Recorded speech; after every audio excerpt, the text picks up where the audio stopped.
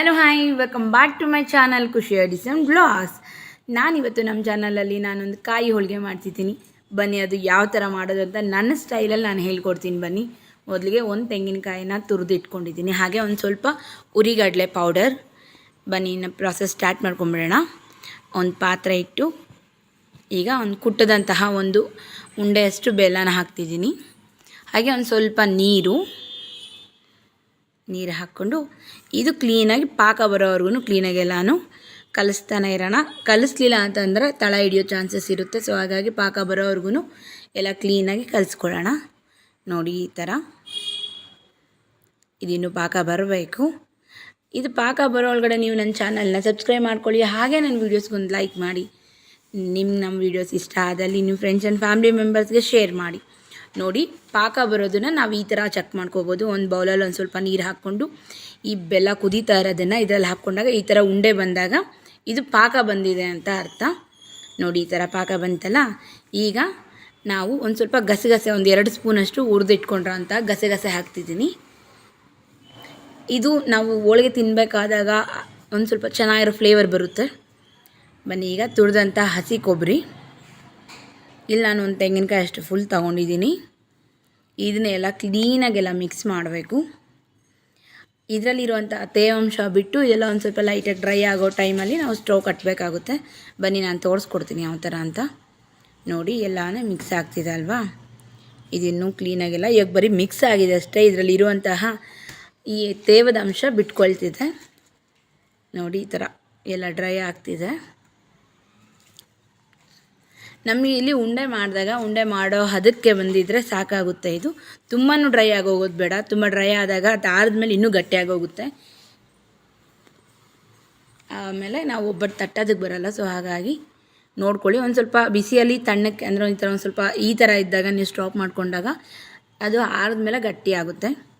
ಬನ್ನಿ, ಈಗ ನಾವು ಈ ಕಡಲೆ ಪಪ್ಪಿನ ಪೌಡರ್ ಅಂದರೆ ಹುರಿಗಡಲೆ ಪುಡಿ ಏನಿತ್ತು ಅದನ್ನು ಹಾಕ್ಕೊಳ್ಳೋಣ. ಅದನ್ನು ಹಾಕ್ಕೊಂಡು ಎಲ್ಲ ಕ್ಲೀನಾಗಿ ಮಿಕ್ಸ್ ಮಾಡ್ಕೊಳ್ಳೋಣ. ಎಲ್ಲೂ ಅಷ್ಟೇ ಅದು ಉಂಡೆ ಥರ ಇರದೇ ಇರೋ ಥರ ಕ್ಲೀನಾಗೆಲ್ಲ ಮಿಕ್ಸ್ ಮಾಡ್ಕೊಳ್ಳೋಣ. ಎಲ್ಲ ಕ್ಲೀನಾಗಿ ನೋಡಿ ಈ ಥರ ಎಲ್ಲ ಸ್ಟೀಮ್ ಎಲ್ಲ ಕ್ಯಾಮ್ರೆ ಗಡ್ಡ ಬರ್ತಿದೆ. It's okay. ನೋಡಿ ಈ ಥರ ಆಯ್ತಲ್ವ. ಇದನ್ನು ಪಕ್ಕಕ್ಕೆ ಇಡೋಣ. ಸಾಕೋದಷ್ಟು ಆಗಿದೆ. ಈಗ ಇದಕ್ಕೆ ಕಣಕ ಬೇಕಲ್ವ, ಕಣಕನ ರೆಡಿ ಮಾಡೋಣ. ಒಂದು ಬೌಲಷ್ಟು ಮೈದಾ, ಹಾಗೆ ಒಂದು ಬೌಲಷ್ಟು ಚಿರೋಟಿ ರವೆ, ಚೂರು ಉಪ್ಪು. ಈಗ ಇದನ್ನೆಲ್ಲ ಕ್ಲೀನಾಗಿ ಮಿಕ್ಸ್ ಮಾಡ್ಕೊಳ್ಳೋಣ. ಮಿಕ್ಸ್ ಮಾಡಿಕೊಂಡು ನೀರು ಸೇರಿಸ್ಕೊಂಡು ಕ್ಲೀನಾಗಿ ಎಲ್ಲನೂ ಈ ಚಪಾತಿಯ ಹಿಟ್ಟಿನ ಹದಕ್ಕೆ ಇಲ್ಲ ಇನ್ನು ಸ್ವಲ್ಪ ತೆಳ್ಳಕ್ಕೆ ನಾವು ಇದನ್ನು ಮಿಕ್ಸ್ ಮಾಡ್ಕೊಳ್ಳೋಣ. ಬನ್ನಿ, ಕ್ಲೀನಾಗೆಲ್ಲ ಮಿಕ್ಸ್ ಆಗೋ ನೀವಿಲ್ಲಿ ಬೇಕಾದರೆ ಅರಿಶಿಣನೂ ಹಾಕ್ಕೋಬೋದು. ಬಟ್ ನಾನಿಲ್ಲಿ ಬೇಳೆ ಹೋಳಿಗೆಗಾದರೆ ನಾನು ಹಾಕ್ತೀನಿ. ಇದು ಕಾಯಿ ಹೋಳಿಗೆ ಅಲ್ವಾ, ಸೊ ಹಾಗಾಗಿ ನಾನೇನು ಹಾಕಲಿಲ್ಲ. ಹಾಕೋರು ಹಾಕ್ಕೋಬೋದು ಅರಿಶಿಣನು. ಬನ್ನಿ, ಇದೆಲ್ಲ ಕ್ಲೀನಾಗಿ ನಾನು ಮಿಕ್ಸ್ ಮಾಡ್ಕೊಳ್ತೀನಿ. ಎಲ್ಲ ಕ್ಲೀನಾಗಿ ನೋಡಿ ಈ ಥರ ಆಯ್ತಲ್ಲ. ಈಗ ಒಂದು ಸ್ವಲ್ಪ ಎಣ್ಣೆ ಸೇರಿಸ್ಕೊಂಡು ಇದನ್ನೆಲ್ಲ ಕ್ಲೀನಾಗಿ ನಾದ್ಬಿಟ್ಟು ಒಂದು ಸ್ವಲ್ಪ ಹೊತ್ತು ಒಂದು 10ರಿಂದ 15 ನಿಮಿಷ ನೆನೆಸೋದಕ್ಕೆ ಇಡೋಣ. ಎಲ್ಲ ಕ್ಲೀನಾಗಿ ನಾದ್ಕೋಬೇಕು. ಇದನ್ನು ನಾನು ನಮ್ಮ ಮನೇಲಿ ಮಾಡೋ ಥರದ್ದು ನಾನು ತೋರಿಸ್ಕೊಡ್ತಿದ್ದೀನಿ. ಇದನ್ನು ಒಂದು 15 ನಿಮಿಷ ಪಕ್ಕಕ್ಕೆ ಎತ್ತಿಡೋಣ. ಬನ್ನಿ, ಈಗ ಇದು ತಣ್ಣಕ್ಕಾಗಿದೆ ಅಲ್ವಾ, ಇದಕ್ಕೆ ನಾವು ಈಗ ಇಲಾಚಿ ಪೌಡರ್ ಹಾಕ್ತಿದ್ದೀನಿ. ಇಲಾಚಿ ಪೌಡರ್ ಹಾಕಿ ಎಲ್ಲ ಕ್ಲೀನಾಗೆಲ್ಲ ಮಿಕ್ಸ್ ಮಾಡಿಕೊಂಡು ನಾವು ಹೋಳಿಗೆ ಯಾವ ಅದಕ್ಕೆ ಎಷ್ಟು ತಗೊಳ್ತೀವೋ, ನಾವು ಹೋಳಿಗೆಗೆ ಎಷ್ಟು ಬೇಕೋ ಅಷ್ಟು ಕ್ಲೀನಾಗಿ ಚಿಕ್ಕದಾಗಿ ಉಂಡೆ ಮಾಡಿಟ್ಕೊಳ್ಳೋಣ. ನೋಡಿ ಈ ಥರ ನಾನೆಲ್ಲನೂ ಇದೇ ಥರ ಮಾಡ್ಕೊಳ್ತೀನಿ. ನಾನು ನಿಮ್ಗೆ ಮೊದಲೇ ಹೇಳಿದ್ದೆ, ನಮ್ಮನೆ ಪಕ್ಕ ಮೈನ್ ರೋಡ್ ಇರೋದ್ರಿಂದ ಈ ಥರ ಡಿಸ್ಟರ್ಬೆನ್ಸ್ ತುಂಬ ಆಗ್ತಾ ಇರುತ್ತೆ. ಆಟೋಗಳು ಹೋಗ್ತಾ ಇರುತ್ತೆ, ಎಲ್ಲ ಹೋಗ್ತಾ ಇರುತ್ತೆ. ಸೊ ಹಾಗಾಗಿ ಅದನ್ನೇನು ಮೈಂಡ್ಗೆ ಹಾಕ್ಕೋಬೇಡಿ. ಬನ್ನಿ, ಈ ಥರ ಎಲ್ಲ ಉಂಡೆ ಕ್ಲೀನಾಗಿ ಚಿಕ್ಕದಾಗೆಲ್ಲ ಮಾಡಿಟ್ಕೊಳ್ಳೋಣ. ಇದು ನಾವು ತುರಿಬೋದು ಕೊಬ್ಬರಿನ, ಇಲ್ಲಾಂತಂದರೆ ಮಿಕ್ಸಿಗಾದರೂ ಹಾಕ್ಕೊಂಡು, ಅಂದರೆ ಇದಕ್ಕೆ ನೀರು ಸೇರಿಸ್ದೆ ನಾವು ಕ್ಲೀನಾಗಿ ಪುಡಿ ಮಾಡ್ಕೋಬೇಕಾಗುತ್ತೆ ಮಿಕ್ಸಿಗೆ ಹಾಕ್ಕೊಂಡ್ರು. ನೋಡಿ ಇದು ಈ ಥರ ಕ್ಲೀನಾಗಿ ನೆಂದಿದೆ ಅಲ್ವಾ, ಇದನ್ನು ಇವಾಗ ಚೆನ್ನಾಗಿ ನಾದ್ಕೊಳ್ಳೋಣ. ಈ ಥರ ಎಲ್ಲ ನಾದ್ಕೊಂಡಾಗ ನಮಗೆ ಈ ಹೋಳಿಗೆ ಸಾಫ್ಟಾಗಿ ತುಂಬ ಚೆನ್ನಾಗಿ ಬರುತ್ತೆ. ನೋಡಿ ಆಯ್ತಲ್ವಾ. ಬನ್ನಿ ನಾನಿನ್ನು ಈಗ ಹೋಳಿಗೆ ತಟ್ಟೋದಕ್ಕೆ ಸ್ಟಾರ್ಟ್ ಮಾಡ್ಕೊಂಬಿಡ್ತೀನಿ. ನೋಡಿ ಅಷ್ಟು ತಗೊಂಡಿದ್ದೀನಿ. ಈ ಥರ ಒಂದು ಮಣೆ ಮೇಲೆ ಒಂದು ಕವರ್ ಹಾಕ್ಕೊಂಡು ಇದಕ್ಕೆ ಈ ಮೈದಾ ಹಿಟ್ಟಿನ ಹಾಕ್ಬಿಟ್ಟು ಎಲ್ಲ ಕ್ಲೀನಾಗಿ ಈ ಥರ ಹರಡಿಸ್ಕೊಂಡು ಈ ಮೊದಲೇ ನಾವೇನು ತಯಾರಿಸ್ಕೊಂಡಿದ್ವಿ ಕಾಯಿ ಹೋಳಿಗೆಗೆ ಕಾಯಿಯ ಮಿಶ್ರಣ ಇದನ್ನು ಇದರಲ್ಲಿಟ್ಟು ಕ್ಲೀನಾಗೆಲ್ಲ ಇದನ್ನು ಎಲ್ಲೂ ಔಟ್ಸೈಡ್ ಬರದೇ ಇರೋ ಥರ ಕ್ಲೀನಾಗಿ ಎಲ್ಲನೂ ಮುಚ್ಚೋಣ. ಮುಚ್ಚಿಬಿಟ್ಟು ಈಗ ನಾವು ಹೋಳಿಗೆ ತಟ್ಕೊಂಬೇಡ ಬನ್ನಿ.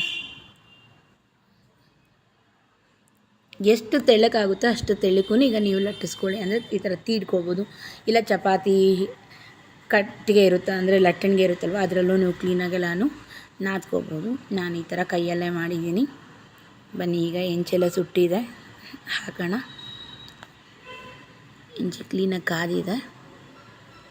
ಬನ್ನಿ ಹಾಕ್ತೀನಿ ಈಗ. ನಿಧಾನಕ್ಕೆ ಹಾಕಿ, ಯಾಕಂದ್ರೆ ಕೈ ಏನಾದರೂ ಸುಟ್ಕೊಳ್ಳೋರಿ.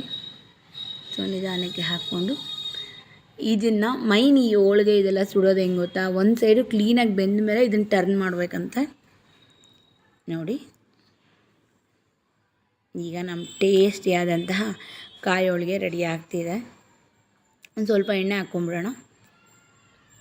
ಎಣ್ಣೆ ಹಾಕ್ಕೊಂಡು ಎರಡು ಕಡೆನೂ ಕ್ಲೀನಾಗಿ ಕೆಂಪಕ್ಕೆ ಬೇಯಿಸ್ಕೊಳ್ಳೋಣ. ಬೇಯಿಸ್ಕೊಂಡು ನಾನು ಇದೇ ಥರನೇ ಇನ್ನೊಂದು ಸ್ವಲ್ಪ ಮಾಡ್ಕೊಂಬಿಡ್ತೀನಿ. ಇದೇ ಥರ ಎಲ್ಲ ಮಾಡ್ಕೊಂಬಿಟ್ಟು ಒಂದು 5ರಿಂದ 6 ಫಸ್ಟೆಲ್ಲ ಸುಟ್ಕೊಂಡ್ಬಿಡ್ತೀನಿ.